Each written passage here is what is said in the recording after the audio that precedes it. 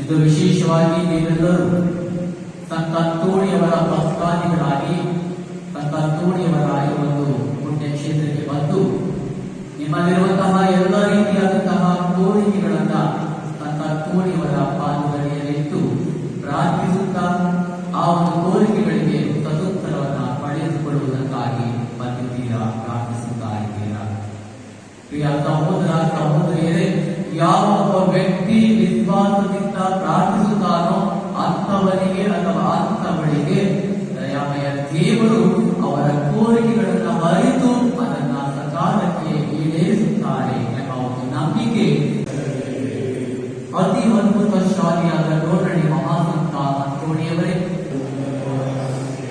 ಅತಿ ಅದ್ಭುತ ಶಾಲಿಯಾದ ನೋಡಣಿ ಮಹಾಸಂತ ಅಂತೋಣಿಯವರೇ, ದೇವರಲ್ಲಿ ನಿಮ್ಮ ಶಕ್ತಿ ಭರಿತರನ್ನಾಗಿ ಮಾಡಿತು. ನೀವು ನನಗಾಗಿ ದೇವರಲ್ಲಿ ಒಂದೇ ಒಂದು ಮಾತನ್ನು ನುಡಿದರೆ ಸಾಕು, ಪ್ರಭು ನನಗೆ ಬೇಕಾದ ವರಗಳನ್ನು ಮಾಡಿಯೋ ಪಾಲಿಸುವುದು. ನಿಮ್ಮ ಸಹೋದರ ಸಹೋದರಿಯಾಗಿರುವ ನನ್ನ ಕರುಣೆಯಿಂದ ಈಗಿಸಿ ನಮ್ಮ ಕುಂದು ಕೊರತೆಗಳನ್ನು, ಕೋರಿಕೆಗಳನ್ನು, ಕಷ್ಟಗಳನ್ನು ದೇವರಲ್ಲಿ ನಿರ್ಣಯಿಸಿದಿರಿ.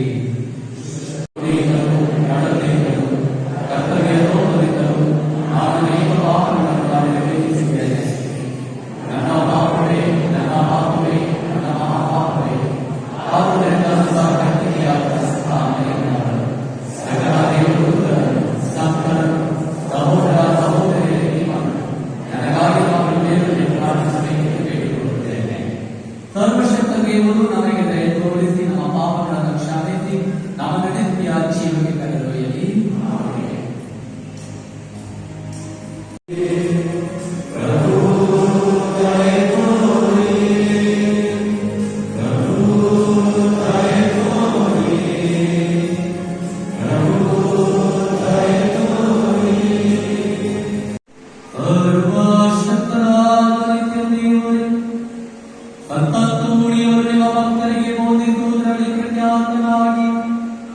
ಅವರ ಅವಶ್ಯಕತೆಗಳಲ್ಲಿ ಆಶ್ರಯದಾತರಾಗಿಯೂ ಮಾಡಿದರು. ಈ ಮಹಾಭಕ್ತರ ಸಹಾಯದಿಂದ ನಾವು ಕ್ರಿಸ್ತರ ಜೀವನದ ಆಜ್ಞೆಗಳನ್ನು ಅನುಸರಿಸುತ್ತಾ ನಮ್ಮ ಎಲ್ಲ ಕಷ್ಟ ದುಃಖಗಳಲ್ಲಿ ನಿಮ್ಮ ನೆರವನ್ನು ಪಡೆಯುವಂತೆ ಮಾಡಿದೆ. ನಿಮ್ಮೊಂದಿಗೆ ಪವಿತ್ರ ಆತ್ಮರಾಗಿ ತಿಳಿದೀವರಾಗಿ ಇದೀಗ ಕರೆದು ಜೀವಿಸಿ ಹಾಡುವ ನಮ್ಮ ಪ್ರಭು ನಿಮ್ಮ ಪುತ್ರರು ಆಗಿರುವ ಯೇಸು ಕ್ರಿಸ್ತರ ಮುಖಾಂತರ ನಿಮ್ಮನ್ನು ಪ್ರಾರ್ಥಿಸುತ್ತೇವೆ.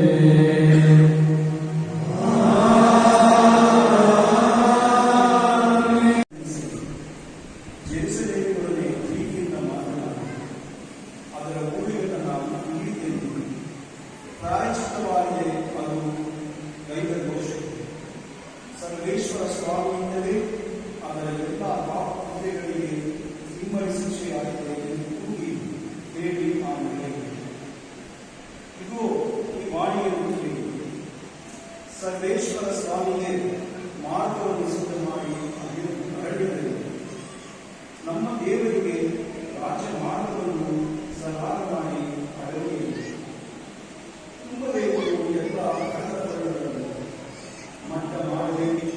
ತಗ್ಗು ಮುಂತಾದ ಸ್ಥಳಗಳು ಗೋಚರವಾಗುವುದಾಗ ಸರ್ವೇಶ್ವರ ಸ್ವಾಮಿಯ ಮಹಿಮೆಯು ಮಾನವರೆಲ್ಲರೂ ಅದನ್ನು ಕಾಣುವುದಕ್ಕೆ ಸರ್ವೇಶ್ವರ ಸ್ವಾಮಿಯೇ ಇದನ್ನು ವಾಯಾಡುತ್ತಿದ್ದಾರೆ.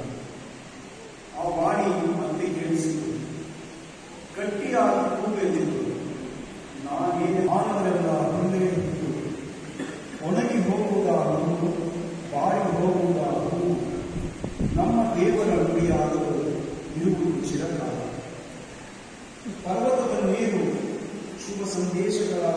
ಜೀವನಕ್ಕೆ ಧ್ವನಿ ಏರಿಸು, ಶುಭ ವಾಕ್ಯ ಸಾರವನ್ನ ತಿಳಿಸಬೇಕು.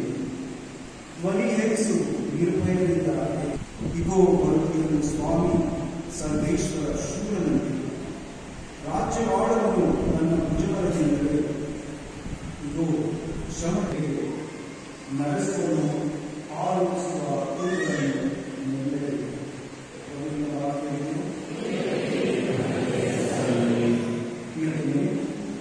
ಇಗೋ ಸರ್ವೇಶ್ವರ ಸ್ವಾಮಿ ಬರುತ್ತಿರುವ ಶೂರನಂತೆ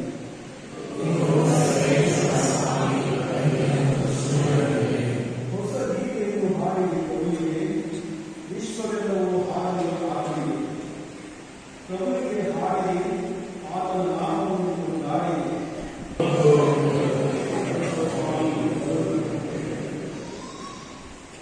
ಪ್ರಸಿದ್ಧಪಡಿಸಿರಿ ಆತನ ಘನತೆಯನ್ನು ರಾಷ್ಟ್ರಗಳಿಗೆ, ಆತನ ಅದ್ಭುತ ಕಾರ್ಯಗಳನ್ನು ಸಕಲ ಜನಾಂಗಗಳಿಗೆ. ಪ್ರಭು ರಾಜ್ಯವನ್ನು ಸಾರಿರಿ ರಾಷ್ಟ್ರಗಳಿಗೆ, ನ್ಯಾಯ ತೀರ್ಪುಗಳನ್ನು ಜನಾಂಗಗಳಿಗೆ.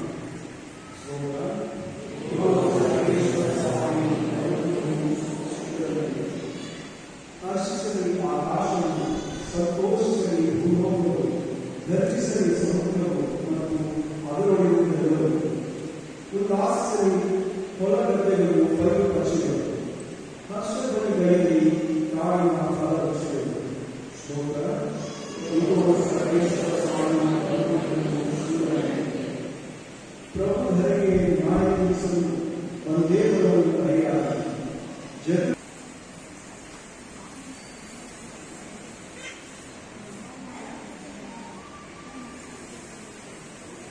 ಎರಡನೆಯ ವಾಚನ. ವಿಶ್ವಾಸವಿಡು, ನೀನು ನಿನ್ನ ಮನೆಯವರು ಜೀವೋದ್ಧಾರವನ್ನು ಹೊಂದುವಿರಿ. ಜನರ ಗುಂಪು ಪೌಲ ಮತ್ತು ಸೀಲರನ್ನು ಬಂಧಿಸಿದವರೊಡನೆ ಸೇರಿ ದೊಂಬಿ ಮಾಡಿತು.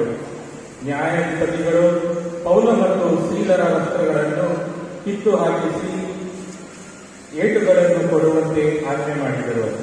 ಅವರನ್ನು ಚೆನ್ನಾಗಿ ಕಳಿಸಿದ ಮೇಲೆ ಸೆರೆಮನೆಯಲ್ಲಿ ಹಾಕಿಸಿ ಎಚ್ಚರಿಕೆಯಿಂದ ನೋಡಿಕೊಳ್ಳಬೇಕೆಂದು ಸೆರೆಮನೆಯ ಅಧಿಕಾರಿಗಳಿಗೆ ಅಪ್ಪಣೆ ವಿಧಿಸಲಾಯಿತು.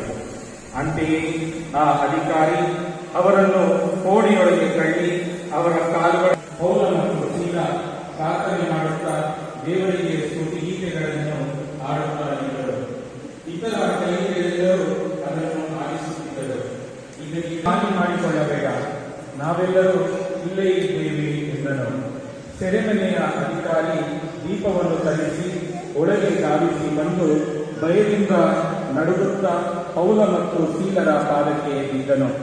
ಅನಂತರ ಅವರನ್ನು ಹೊರಗೆ ಕರೆತಂದು, ಸ್ವಾಮಿಗಳೇ, ಜೀವೋದ್ಧಾರ ಪಡೆಯಲು ನಾವು ಮಾಡಬೇಕಾದದ್ದು ಏನು ಎಂದು ವಿಚಾರಿಸಿದನು. ಪ್ರಭು ಯೇಸುವಿನಲ್ಲಿ ವಿಶ್ವಾಸವಿಡು, ನೀನು ನಿನ್ನ ಮನೆಯವರೆಲ್ಲರೂ ಜೀವೋದ್ಧಾರವನ್ನು ಹೊಂದುವಿರಿ ಎಂದನು. ಅವರು ಉತ್ತರ ಕೊಟ್ಟರು. ಅನಂತರ ಪ್ರಭುವಿನ ಸಂದೇಶವನ್ನು ಅವನಿಗೂ ಅವನ ಮನೆಯಲ್ಲಿದ್ದ ಎಲ್ಲರಿಗೂ ಬೋಧಿಸಿದರು. ರಾತ್ರಿಯ ವೇಳೆಯೇ ಸೆರೆಮನೆಯ ಅಧಿಕಾರಿ ಅವರನ್ನು ಕರೆದುಕೊಂಡು ಹೋಗಿ ಅವರ ಗಾಯಗಳನ್ನು ಪಡೆದರು. ಬಳಿಕ ಪೌಲ ಮತ್ತು ಸೀಲರನ್ನು ತನ್ನ ಮನೆಗೆ ಕರೆದುಕೊಂಡು ಹೋಗಿ ಊಟ ಬಡಿಸಿದನು.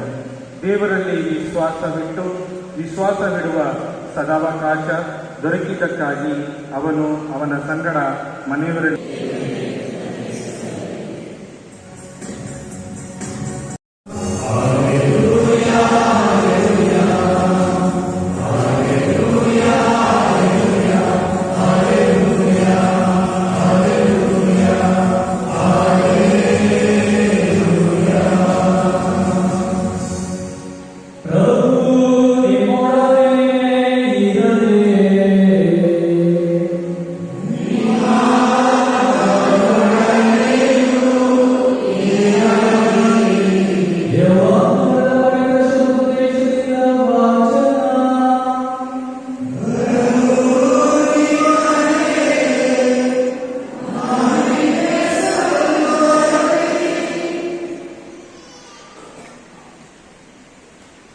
ಆ ಕಾಲದಲ್ಲಿ ಯೇಸು ತಮ್ಮ ಶಿಷ್ಯರಿಗೆ ಹೀಗೆ ಹೇಳಿದರು,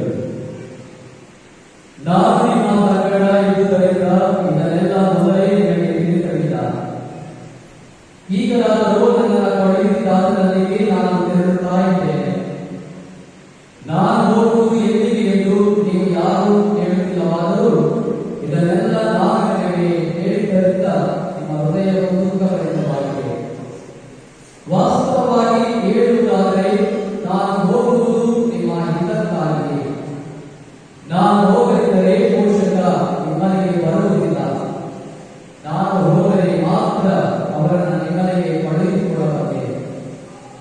ಆ ಪೋಷಕ ಬಂದು ಪಾಪ, ನ್ಯಾಯ, ನೀತಿ ಮತ್ತು ಅಂತಿಮ ತೀರ್ಪು ಇವುಗಳನ್ನು ಕುರಿತು ಲೋಕದ ಜನತೆ ತಾಳಿದ ತಪ್ಪು ಭಾವನೆಗಳನ್ನ ಮನವರಿಕೆ ಮಾಡಿಕೊಂಡವರು ಪಾಪದ ವಿಷಯವಾಗಿ ಅವರ ತಪ್ಪು ಭಾವನೆಯನ್ನ ಮನ ಪರಿವರ್ತನೆ ಮಾಡಿಕೊಳ್ಳುವುದು ಎಂದರು. ಏಕೆಂದರೆ ಅವರು ನನ್ನನ್ನು ವಿಶ್ವಾಸಿಗಳಿಂದ ನ್ಯಾಯ ನೀತಿಯ ವಿಷಯವಾಗಿ ಅವರ ತಪ್ಪು ಭಾವನೆಯನ್ನ ಮನವರಿಕೆ ಮಾಡಿಕೊಂಡವರು. ಏಕೆಂದರೆ ನಾನು ನಿನ್ನ ಬಳಿಗೆ ಹೋಗುತ್ತೇನೆ ಮತ್ತು ನೀವು ನನ್ನನ್ನು ಕಾಣಲಾರಿ. ಅಂತಿಮ ತೀರ್ಪಿನ ವಿಷಯವಾಗಿ ಅವರ ತಪ್ಪು ಭಾವನೆಯನ್ನು ಮನವರಿಕೆ ಮಾಡಿಕೊಂಡವರು. ಏಕೆಂದರೆ ಇದರ ಲೋಕಾಧಿಪತಿಗೆ ಈಗಾಗಲೇ ನ್ಯಾಯ ತೀರ್ಪನ್ನು ಕೊಡಲಾಗಿದೆ.